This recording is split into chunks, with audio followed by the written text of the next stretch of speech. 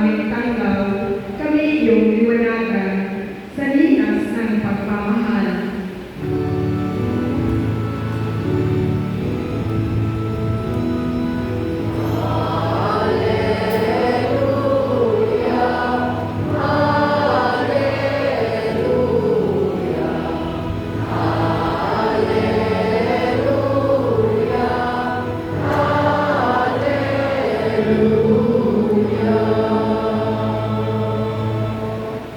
Sumainyo ang Panginoon.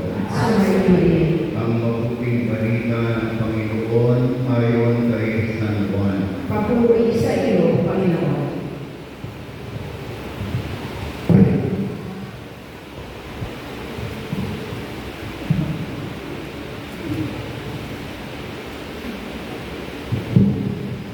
Kinagabihan ng linggo din yun, ang mga alagad ay nagkakaipon, nakapilit ang mga pinto ng bahay na kanilang pinagtitipunan dahil sa takot nila sa mga Hudyo.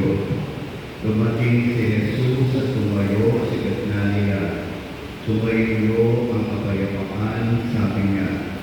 Pagkasabi nito, ipinakita niya ang kanyang mga kamay at ang kanyang dahilingan. Tuwang-tuwa ang mga alagad nang makita ang Panginoon.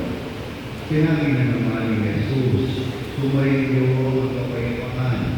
Kung paano sinuko ako ng Ama, gayon din naman sinusuko kayo. Pagkatapos, pinaipiningan niya at sabi, tanggapin ninyo ang Espiritu Santo. Ang patawarin ninyo sa ilang mga kasalanan ay pinatawad lahat. Ang hindi ninyo patawarin ay hindi na pinatawad. Ang mabuting balita ng ating kaligtasan. Pinupuri ka namin.